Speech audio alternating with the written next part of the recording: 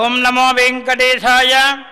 గురుర్బ్రహ్మా గురుర్విష్ణుః గురుర్దేవో మహేశ్వరః. గురుస్సాక్షాత్ పరం బ్రహ్మ తస్మై శ్రీ గురవే నమః.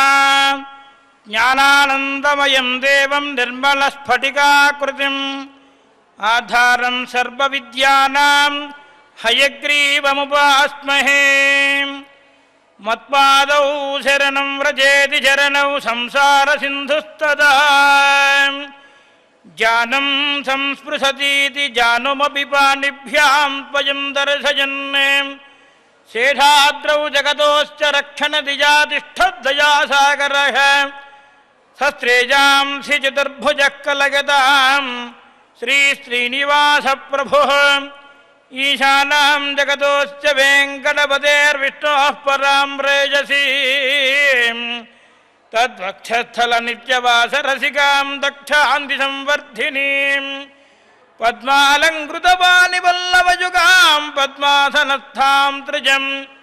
వాత్సల్యాది గుణోజ్వలాం భగవతీం వందే జగన్మాతరం.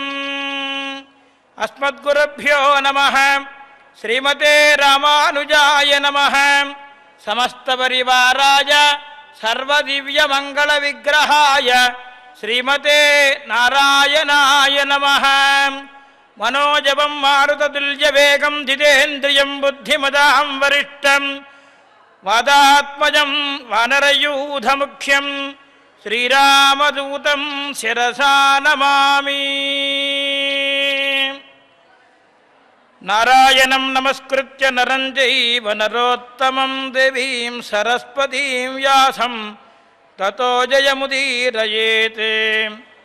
వందే బృందావనాసీనమిందిరానందమందిరం ఉపేంద్రం సాంద్రకారుణ్యం పరానందం పరాత్పరం. సప్తశైలాధీశుని శ్రీచరణ సన్నిధిలో ప్రతినిత్యము కూడా అష్టాదశ మహాపురాణములోని సారమైనటువంటి శ్రీ నారదీయ మహాపురాణంలోని అనేక రకమైనటువంటి విషయాలని శ్రీనివాసుని యొక్క కృపా కటాక్ష వీక్షణముల చేత మనం ప్రతినిత్యము కూడా శ్రవణం చేస్తూ ఉన్నాం. నవవిధ భక్తులలో ప్రధానమైనటువంటి శ్రీ శ్రవణ భక్తి ద్వారా శ్రీనివాసుని సేవించే భాగ్యం ప్రసాదించినందుకు ఒక్కసారి ఏడుకొండలవాడ వెంకటరమణ గోవింద గోవింద. ప్రతినిత్యము శుభ ప్రాతకాల సమయంలో భగవన్నామ సంకీర్తనతోటి మన జీవనయానం సాగుతూ ఉన్నది.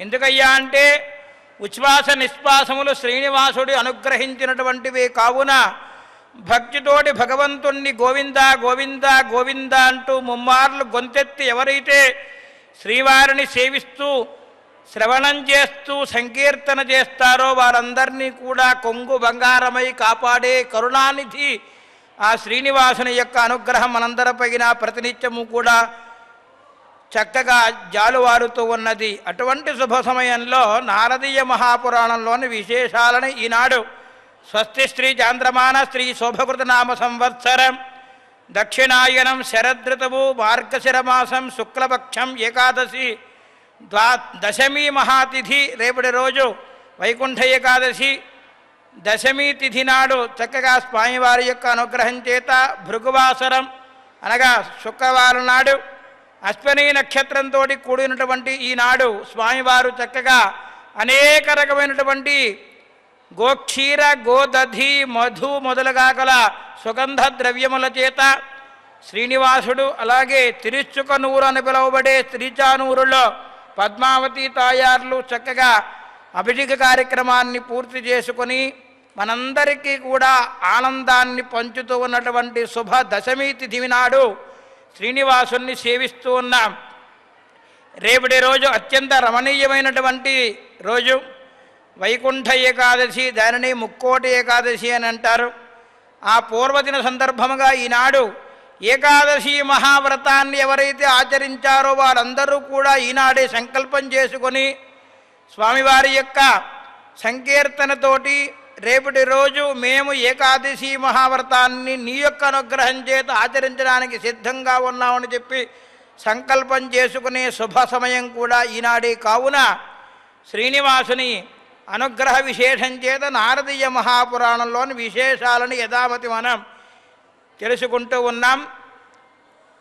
అనుగ్రహించమని ప్రార్థన చేద్దాం స్వామివారిని. వశిష్ఠుల వారికి ఒకటి ఆ సగర చక్రవర్తి చక్కగా సమస్తమైనటువంటి రాజ్యములన్నిటినీ కూడా ఉన్నటువంటి శత్రువులందరినీ కూడా జయించి స్వామివారి దగ్గర అనగా వశిష్ఠ మహర్షి వారి దగ్గర కొంతమంది దాగి ఉన్నారు. అక్కడ వచ్చి అంటే శరణాగతి చేసి ఉన్నారు, వారిని శరణగోరి ఉన్నారు అని తెలుసుకుని వారి వద్దకు వచ్చి సాష్టాంగ ప్రణిపాతం చేసి వశిష్ఠ మహాముని వద్దకు వచ్చి, స్వామి వీరందరూ కూడా మా రాజ్యాన్ని, మా తండ్రి గారి యొక్క రాజ్యాన్ని, మా రాజ్యాన్ని కూడా అపహరించారు కాబట్టి వీరిని విడిచిపెట్టండి, నేను వారందరినీ కూడా సంహరిస్తాను అని చెప్పి నిన్నటి రోజున వృత్తాంతంలో మనకి తెలుస్తూ ఉన్నది. సగర చక్రవర్తి వశిష్ఠుల వారితోటి సంభాషణ చేస్తూ ఉన్నాడు. ఏమయ్యా అంటే, శత్రువులు ఎప్పుడూ కూడా దాసభావంతో ఉండరు కదా స్వామి, అలాగే వారాంగణలు ఉన్నారు కదా, వారు ఎప్పుడూ అనురాగంతో ఉంటారు అనుకోవడం చాలా పొరపాటు కదా. అలాగే సర్పములున్నాయే అవన్నీ కూడా సాధుత్వంతో ఉంటాయా స్వామి? ఉండవు కదా. కాబట్టి వాటికి తాము బలంగా ఉన్నప్పుడు వాటి యొక్క ప్రదర్శన చేస్తూ ఉంటాయి, అదే బలహీనమైపోతే శరణాగతి చేస్తూ ఉంటాయి. కాబట్టి వారిని మీరు రక్షించవలసినటువంటి అవసరం లేదు. అలాగే ఈ యొక్క శత్రురాజులందరినీ కూడా నేను సంహరిస్తాను. ఎందుకయ్యా అంటే, లోభులు ఉన్నారే వాళ్ళు మొట్టమొదట పరాక్రమం చేత, వారి యొక్క పరాక్రమం చేత పరుషంగా మాట్లాడుతూ ఉంటారు. అదే పరాక్రమం కాస్త క్షీణించినట్లయితే అదే నాలుక దీనావస్థతోటి మాట్లాడుతూ ఉంటుంది కదా. కాబట్టి సమస్తమైనటువంటి శాస్త్రములన్నీ కూడా మీ యొక్క అనుగ్రహం చేత, ఔర మహర్షి వారి యొక్క అనుగ్రహం చేత తెలుసుకున్నాను. కాబట్టి రాజనీతి ధర్మం ప్రకారంగా వీరందరినీ కూడా నేను వధిస్తాను, స్వామి అనుగ్రహించండి అని చెప్పి ప్రార్థన చేసినటువంటి వశిష్ఠుల మహాముని వారితోటి ఎప్పుడైతే ప్రార్థన చేస్తున్నాడో వెంటనే వశిష్ఠుల వారు చెబుతున్నారు, సాధు సాధు మహాభాగా సత్యం వదతి సువ్రత తదాసి మద్వచస్తృత్వా పరాం శాంతిం లభిష్యసి మయైతే నిహతాః పూర్వం తత్పరిజ్ఞా విరోధినః హతానాం హననే కీర్తిః కా సముత్పద్యతే వద భూమీష జంతవస్సర్వే కర్మపాశేన యుంతితాః తథాపి పాపైర్నిహితాః కిమర్థం హంసితాన్ పునః. శత్రురాజులందరినీ కూడా సంహరిస్తాను, శత్రువులను సంహరిస్తాను అని చెప్పి వదిలిపెట్టండి అని పలుకుతున్నటువంటి యొక్క మహారాజుకి, సగర చక్రవర్తికి ఈ ప్రకారంగా పలుకుతున్నారు వశిష్ఠుల మహాముని వారు. ఓ మహానుభావ రాజా, చాలా సంతోషం, నీవు నీతి శాస్త్రంలో ఉన్నటువంటి, రాజనీతి శాస్త్రంలో ఉన్నటువంటి విషయాలన్నింటినీ కూడా నాకు సమగ్రంగా తెలియపరిచావు. నీవు చెప్పినదంతా కూడా నిజమే, అయినప్పటికీ నా యొక్క కాస్త మాట వినవయ్యా నీవు. ఎందుకయ్యా అంటే, నా యొక్క వాక్కుని విన్నట్లయితే నీకు ఉత్తమమైనటువంటి శాంతి కలుగుతుంది. కారణం ఏమిటయ్యా అంటే, నీవు ప్రతిజ్ఞ చేశావు శత్రువులందరినీ కూడా సంహరిస్తాను అని చెప్పి, కానీ వీరందరినీ కూడా నేను ఎప్పుడో సంహరించేశాను. దాని గురించి నీవు ఏం చింతించవలసిన అవసరం లేదు. ఎందుకయ్యా అంటే, ఎప్పుడైతే యుద్ధరంగంలో భయపడి జుట్టు విరగబోసుకుని నగ్నంగా నదిలోకి దూకి పారిపోయి ముండనం చేయించుకునేవాడిలాగా సకం ఎప్పుడైతే శిరస్సు పైన సకం జుట్టు ఉంటుందో వారిని వదిలిపెట్టమని శాస్త్రం. కాబట్టి వీరందరూ కూడా ఎప్పుడో చనిపోయారయ్యా. ఇక చచ్చిన వారిని తిరిగి మరలా చంపి నీవు ఏం కీర్తి కట్టుకుంటావు? కాబట్టి నా మాట వినవయ్యా అని చెప్పి సాక్షాత్తు వశిష్ఠుల వారు సగర చక్రవర్తికి చెబుతూ ఉన్నారు. వీరందరూ కూడా పాపం చేత చేసి ఉన్నారు, కాదంటలేదు. కానీ ప్రాణులందరూ కూడా, వీరందరూ కూడా వారి వారి యొక్క కర్మ విశేషము చేత పాపం చేసి ఉన్నారు కదా, కాబట్టి వీరెప్పుడో కర్మ అనేటువంటి దానికి బంధింపబడిపోయి ఉన్నారు. తిరిగి మరలా వీరందరినీ కూడా నీవు సంహరించి నేను చంపెదను అనడం వదిలిపెట్టవయ్యా. ఎందుకయ్యా అంటే పాపం చేత నిండిపోయింది వారి యొక్క శరీరం అంతా కూడా. సాక్షాత్తు వశిష్ఠుల వారు చెబుతున్నారు, దేహస్థు పాపజనిత పూర్వమేవైన సాహత ఆత్మాక్షభేద్య పూర్ణత్వాత్ శస్త్రానామేష నిశ్చయ స్వకర్మఫలభోగానాం హేతుమాత్రా హి జంతవః కర్మణి దైవమూలాని దైవాదీనమిదం జగత్ యస్మాద్దైహం హి సాధూనాం రక్షితా దుష్టశిక్షితా తతో నరైః అస్పతంత్రైః కిం కార్యం సాధ్యతే వదా. పాపం వలన దేహమంతా కూడా నిండిపోయి ఉందయ్యా. ఈ దేహమంతా కూడా పాపం చేత నిండిపోయింది. తిరిగి మరలా వారిని చంపడం ఏమాత్రం సమంజసం కాదు, వదిలిపెట్టవయ్యా. ఎందుకయ్యా అంటే పూర్ణమైనందువల్ల పాపం ఎక్కువడం వలన ఆత్మగా ఎప్పుడో వెళ్ళిపోయింది వీరిలో నుండి, ఆత్మకి నాశనం లేదు కదా. కాబట్టి వారు చేసుకున్నటువంటి కర్మ అనుభవాన్ని నిమిత్తంగా తీసుకుని మనం చంపడం విశేషం కాదు. కారణం ఏమిటయ్యా అంటే జగత్తంతా కూడా దైవం యొక్క అధీనంలో ఉన్నది. ఈ జగత్తంతా కూడా దైవాధీనమై ఉన్నందువలన సాధువులను రక్షించాలి, దుష్టులను శిక్షించాలి.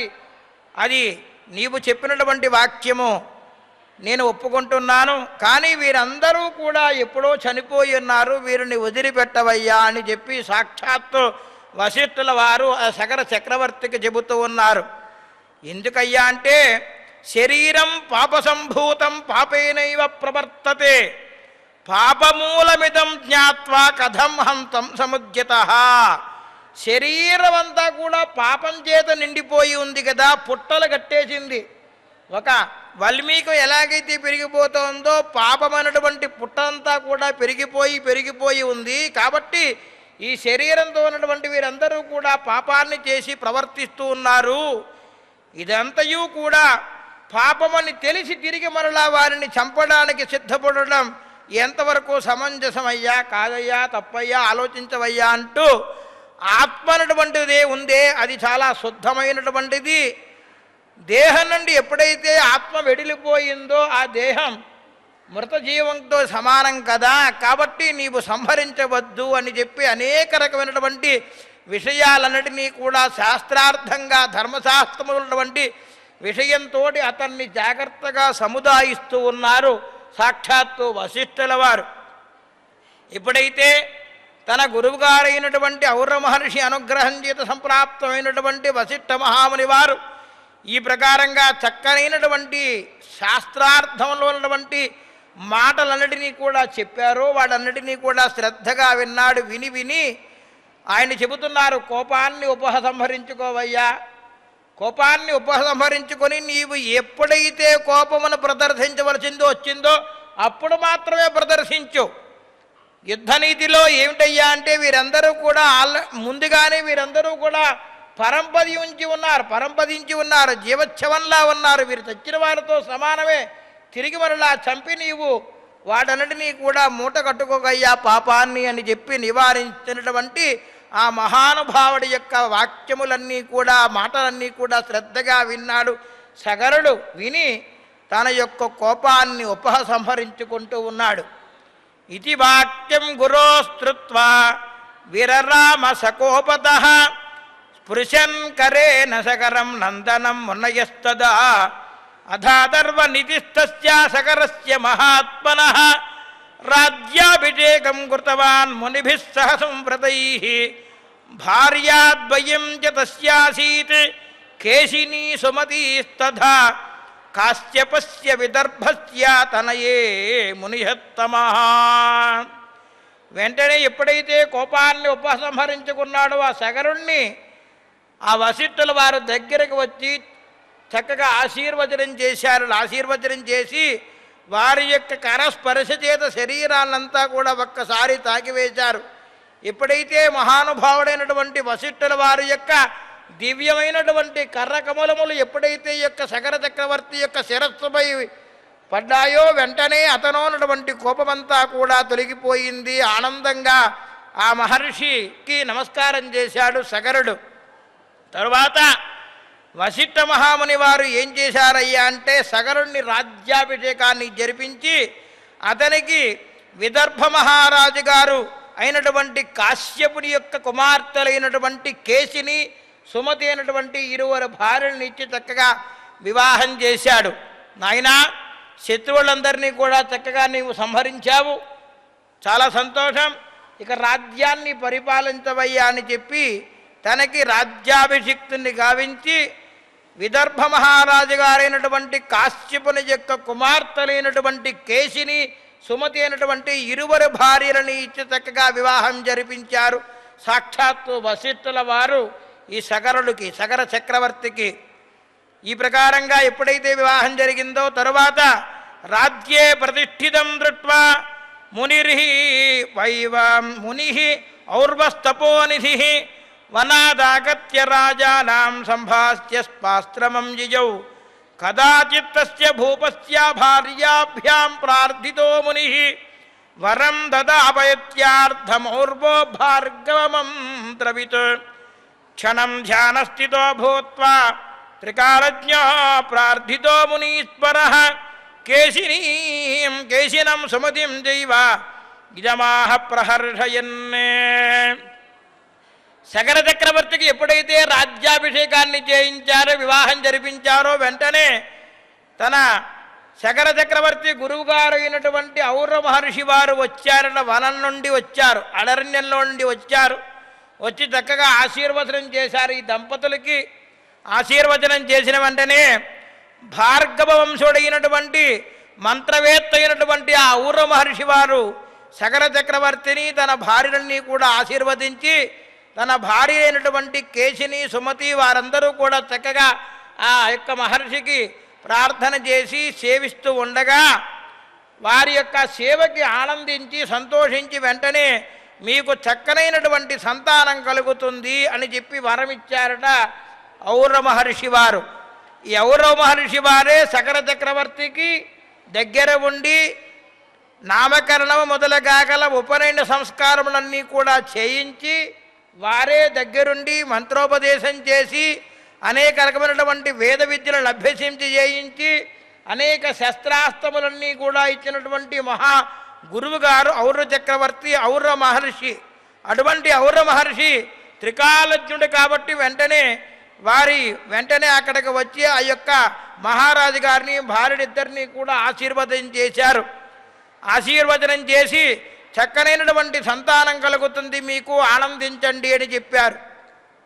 ఒక్కసారి క్షణకాలం ధ్యానం చేసినటువంటి ఔర మహర్షి ఆ కేశిని సుమతిని గూర్చి ఈ ప్రకారంగా మాట్లాడుతూ ఉన్నారు, ఈ ప్రకారంగా పలుకుతూ ఉన్నారు.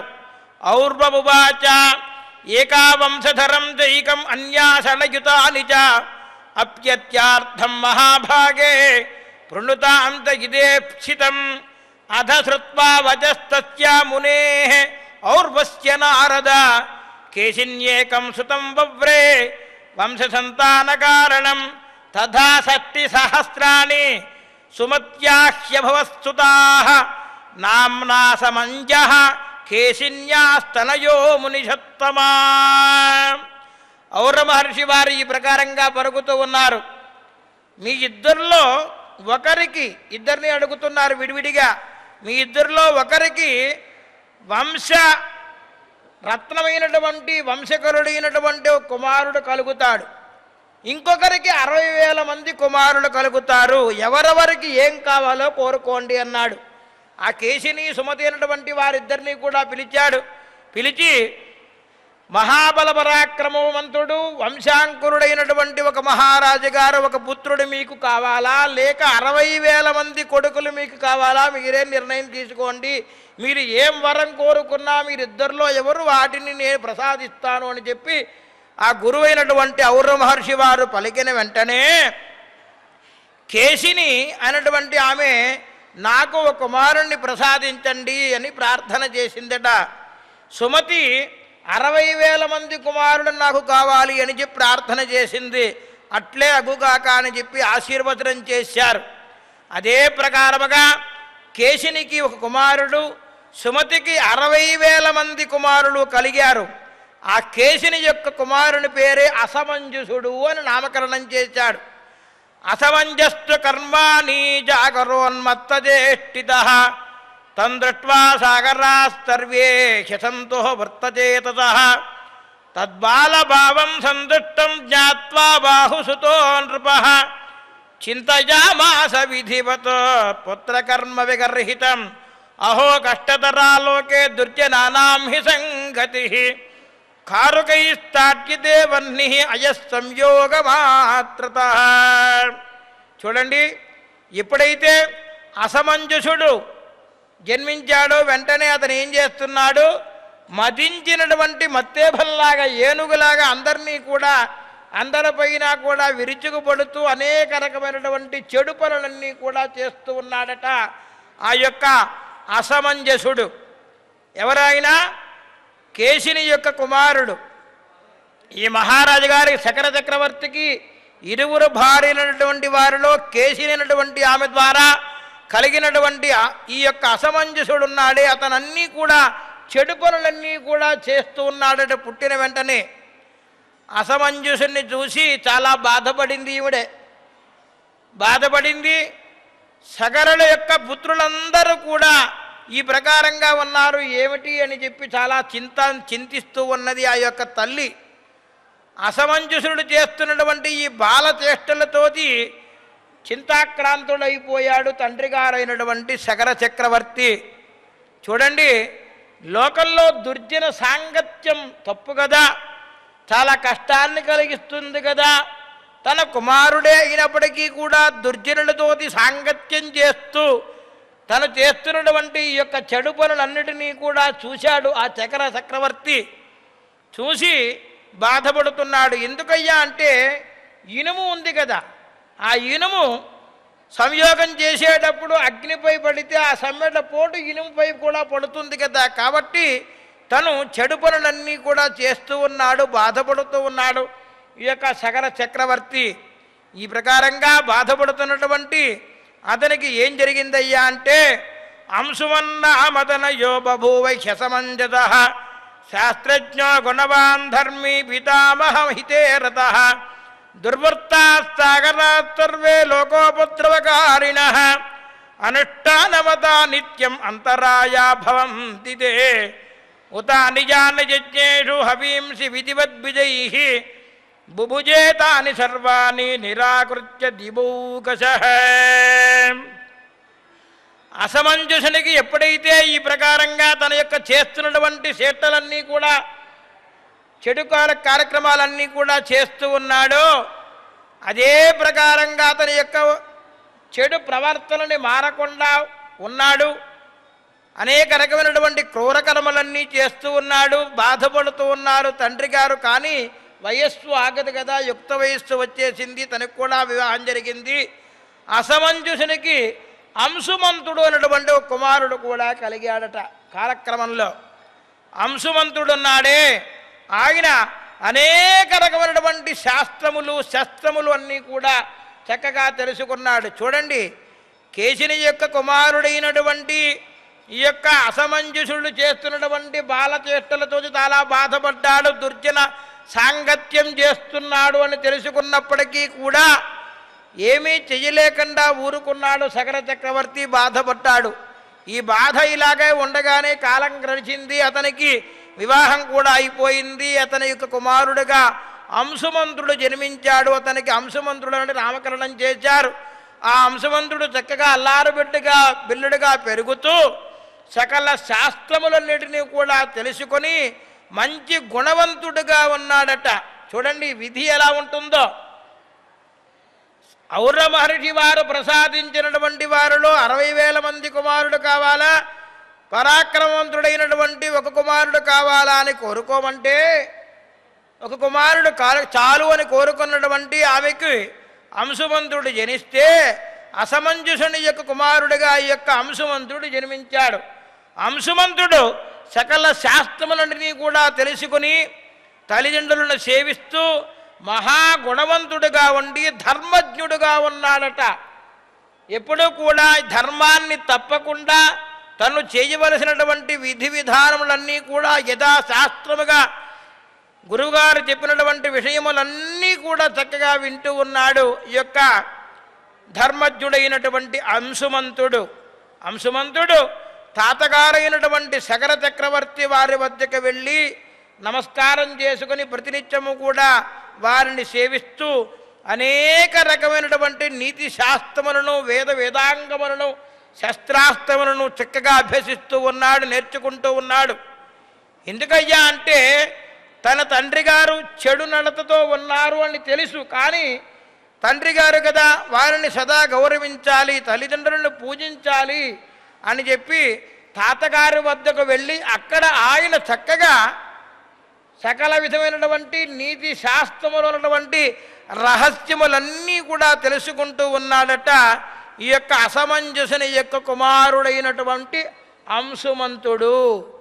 ఇటువంటి విషయాలన్నింటినీ కూడా చక్కగా మనకి ఈ నారద మహాపురాణంలో తెలియజేస్తున్నటువంటి మహానుభావుడు సాక్షాత్తు నారదుల వారికి బ్రహ్మమానసపుత్రుడైనటువంటి నారదుల వారికి బ్రహ్మమానసపుత్రుడైనటువంటి సనక మహర్షి వారు సాక్షాత్తు చెబుతున్నటువంటి వృత్తాంతాన్ని మనకి వేదవ్యాస మహర్షి వారు చక్కగా అంగీకరించారు. ప్రతినిత్యము కూడా మద్వయం భద్వయం చైవ భద్రయం వజతిత్తయం అనాపలింగ కూష్కాని పురాణాన్ని పృథక్ అన్నట్లుగా మత్స్య మార్కండేయ మొదలుగా గల అగ్నినారద కూర్మ పురాణములు అనబడే 18 పురాణముల యొక్క పేర్లను మాత్రం ఎవరైతే శ్రవణం చేస్తారో వారందరికీ కూడా అశ్వమేధ యాగం చేసినటువంటి ఫలితం కలుగుతుంది అని చెప్పి మనందరినీ కూడా రక్షించడం కోసం శ్రీనివాసుడు ప్రతినిత్యము కూడా అనేక రకమైనటువంటి వేద వాంగ్మయంలో ఉన్నటువంటి సారాన్నంతా కూడా మనకి రంగరించి పురాణ రూపంలో భక్తి అయినటువంటి దానిని మనకి ప్రబోధం చేస్తున్నటువంటి శ్రీనివాస ప్రభువుకి శిరస్సు వంచి అంజలి ఘటించి పాదాభివందనం చేస్తూ మనం ఏం చెయ్యాలి ప్రతినిత్యము అంటే 3 కోరుకోవాలట. స్వామి, నీ అనుగ్రహం చేత చెడు చూడనివ్వకు, చెడు మాట్లాడనివ్వకు, చెడు పలుకనివ్వకు, మాకు చెడు చూచేటట్టుగా చేయకు, చెడు వినకుండా చెయ్యి, చెడు మాట్లాడకుండా చెయ్యి స్వామి అని చెప్పి ఆ పరంధాముడైనటువంటి శ్రీమన్నారాయణుని యొక్క మాసానాం మార్గశీర్షోహం మార్గశిర మాసంలో అలాగే చక్కగా మనకి సౌరమానం ప్రకారంగా ధనుర్మాసంలో ఆ ఆళ్వార్లు ఆచార్యులు ఎందరో మహానుభావులు ప్రతినిత్యము కూడా అనేక రకమైనటువంటి స్తోత్రములతోటి శ్రీనివాసుని స్తుతించారు. గోదాదేవి కూడా ఈ 30 రోజుల పాటు అనన్యమైనటువంటి భక్తితోటి ఆ పరంధాముడైనటువంటి ఆ శ్రీమన్నారాయణుణ్ణి సేవిస్తూ ఆ తన గోపికలందరినీ కూడా నిద్రలేపుతూ భగవంతుడైనటువంటి శ్రీమన్నారాయణ యొక్క వైభవం గూర్చి తెలుసుకునే మాసం కూడా ఈ ధనుర్మాసంలో మనం రానివారి యొక్క సమక్షంలో శ్రీనివాసుని అనుగ్రహం చేత ఈ యొక్క అనేక రకమైనటువంటి విషయాలన్నీ కూడా శ్రవణం చేసే భాగ్యం కలగజేసినందులకు శ్రీనివాసునికి ప్రణమిల్లుతూ శ్రియకాంతాయ కళ్యాణ నిధయేర్థినాం శ్రీవేంకట నివాసాయ శ్రీనివాసాయ మంగళం శ్రీవైకుంఠ విరక్తాయ స్వామి పుష్కరిణీతటే రమయా రమమానాయ వెంకటేశాయ మంగళం మంగళాశాసనపరైర్మదాచార్య పురోగమైః సర్వైశ్చ పూర్వైరాచార్యైః సత్కృతాయాస్తు మంగళం. సర్వం శ్రీకృష్ణార్పణమస్తు.